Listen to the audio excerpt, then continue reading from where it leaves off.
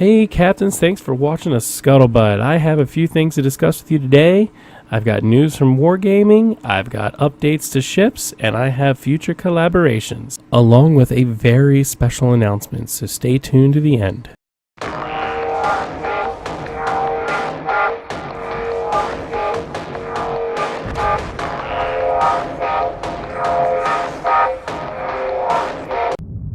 Alright, well, as some of you may or may not remember, I had to remove the last Scuttlebutt episode due to upsetting a child. I made a comment I should not have concerning certain, yeah, we're not even actually going to go into it because it's probably just going to get me in even more trouble. So we're going to move right on. In the background here, we've got a replay of the space battles. So that's actually going to be the first thing I wish to discuss with everybody. Is now space battles is, getting ready to come to an end here soon. And with it coming to an end, what does everybody think about it? Personally, for me, full disclosure, I absolutely despise the space battles. Now, of course, there are some things that were entertaining. It was a different playthrough. It was different skins for the ships. But the way it came out for me was incomplete. I mean, honestly, the way they rolled this out, it almost seemed rushed. I mean, Wargaming even produced a little video where they talked about how they rushed the production of this, how their development team had to work overtime, and even sometimes they didn't even get paid for the work they had to do because they worked well beyond their overtime to complete the project. I felt there was aspects of the game that were missing. For me, personally, instead of having water in space, I mean, just look at what's going on in this video. When is there water in space? The only time I can think of ever hearing about water in space is in Egyptian mythology.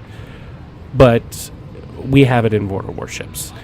And I understand that the way the game is developed and made, you kind of needed to have that water in space, but missed an entire opportunity for creative development here. I mean, really, we're in space, right? Why not have a nebula instead of water? As the ships go through the nebula, it creates a wake. When I saw this, the first place I went wasn't even a nebula. It was to the rings of Saturn. And in particular, my mind went directly to the opening credits, the intro to Star Trek Voyager. Now, for me, the way that the Voyager went through the rings of Saturn should have been a model to everybody in Wargaming, but possibly there isn't a lot of Star Trek viewing going on with the Wargaming staff. Who knows? Now, to move on, beyond the water, you have an apparent atmosphere in space. I mean, you have meteor showers that burn up. You have fire coming out of the smokestacks. You have shells with tracers that are, oxidizing through the air. You have arcs on your shells. I mean, even you could have done something like Battlestar Galactica, where you're still using shells, but they're flying in a flat trajectory, not in an arc. Now, I understand there is a really big love-hate relationship, especially on the forums, when it comes to warships in space or spaceships. These April Fool's joke that they threw at us. Some people love it. Others hate it. There doesn't seem to be much in the middle. So moving on to perhaps what is the biggest piece of news that has hit Wargaming is the Shimikaze is going to be getting a buff. For all of you out there who love the Shimikaze, and it is a lot of you, I believe, last I checked, it is the most popular Tier 10 destroyer currently on the North American server. I'm not sure about the others, but the Shimikaze is getting what some would feel is a much needed buff, where its detection will finally be less than the Garings. I know a lot of us who have played that boat were very frustrated at the fact that a completely dedicated torpedo boat couldn't really outspot the Garing. I mean, the Shimikaze could not go into the caps and fight for the objective. They couldn't, the only way they could capture a point was with dedicated cruiser support, or by just lobbing a whole lot of fish into the middle of the cap and hope to God you push the Goering or Z-52 out of there, and maybe, just maybe, you actually got a cap. But it is not something that was easy to do at all. Now, let's throw some theory craft out there. I am almost 100% certain that next season of clan battles, you are going to start to see an awful lot, and I mean an awful lot, of Shimikaze play. We already saw some due to its low detection, so people would take that Shimikaze out to the flanks, they would target, or spot rather, the enemy ships and allow their cruisers and battleships to do all the damage, while maybe throwing torpedoes in a location to act as aerial denial. I expect to see almost everybody running 2DD strategies next clan battle season. Right now, I know a lot of us were running 1DD with a lot of cruiser support, particularly the bare minimum 2 radars. Maybe even Onray. I mean, Onray got a lot of play this season, didn't it? It's still going.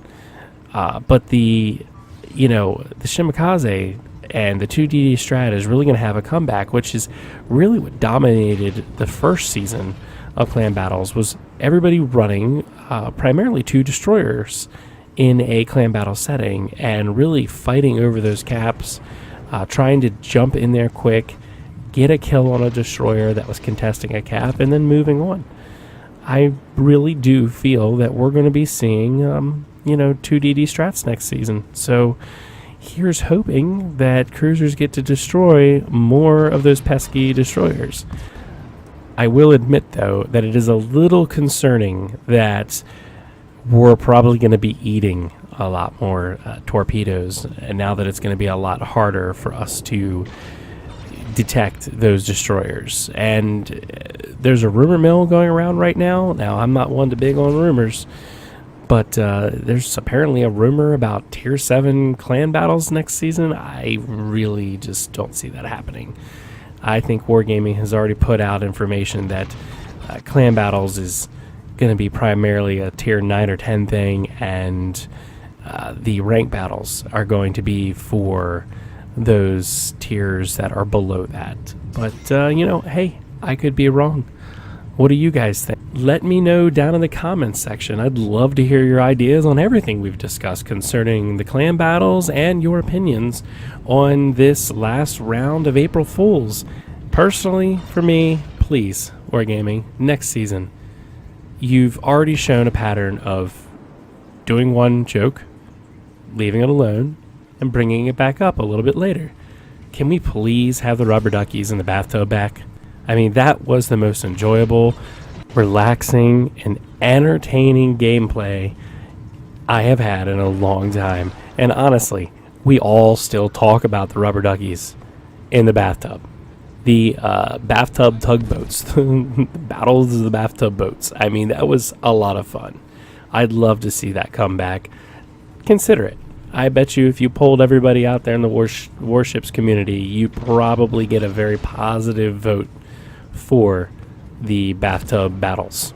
All right, moving right along, I need to ask, how many of you out there actually saw the torpedo song? Anybody? I mean, I know we all saw it on the webpage. How many of you watched that music video? To me, that music video was interesting. I'm going to leave it at that. It was interesting. But it's nice to see that Wargaming is putting out content for us that is a little different than what you would expect. We've also got a wonderful story that was created by the Wargaming team on their FPS fixes. Hop on the website, check it out, read it, watch the video. Everybody gets 3 days of free premium game time. You need to get this video, watch it. You need to click in the link of the video so that you can get your free game time. Why pass up on premium time, right? But to make a long story short, Wargaming had to go into the file, break it in half, break that file in half, break it in half some more, and keep breaking it down into halves until they isolated where the problem was that was causing all of our torpedo lags, our airplane lags, all the lags that everybody said existed that essentially created a huge FPS drop. Yeah, Wargaming found out what it was. They apparently rolled out the fix to the problem, and we should no longer be seeing that. Now, I know when I played today, this being April 4th, 1 month away from May the 4th be with you, that I no longer had a 61 FPS. I was actually running a 74 FPS. So whatever they did, whatever hotfix rolled out for them, it definitely fixed that. Although I did end up having issues with my game personally, where I had to uninstall and reinstall because the product, the game client or the visuals in clan battles tonight was jumping across the screen. And I had a hard time targeting the boats. It was literally just like the boats were teleporting from one spot to another. It was extremely frustrating. We lost a lot of battles, and before you tell me it was because I sucked, I promise you that, my computer sucked is what happened. So tell me what you guys think of the music video down in the comments section, and also tell me what your cruiser personality is. If you don't know what I'm talking about, hop on over to their website and click on their little personality test. So, is everybody ready for another anime collaboration? That's right, ladies and gentlemen, we have another anime collaboration coming out by Wargaming. This time it's with Azur Lane. It looks like what we're going to see is some premium cruiser, maybe commanders. Definitely some missions and camouflage because, Wargaming likes to do missions and camouflages. And flags. So, hey, who doesn't love flags, right? Personally, for me, I would have loved to see more of Arpeggio Blue Steel. The Yamato would have been nice to see. Some of the other smaller ships that they had in the anime would have been great to have seen featured. WOWV has some more breaking news for you. Pass the word. When we get to 500 subscribers, I will be doing a special 2 premium ship giveaway. They will be a tier 6 premium. The names will be drawn at random for the captains that comment in a special 500th subscriber video. So get the word out. There's not only great videos and really lame comedy, but you can get free stuff off this channel as well. Who would have thought that was happening? So, like always, comment, subscribe, like the videos, pass the word. I need your replays. Send them into vendow5d@gmail.com. And always, captains, I will see you on the high seas.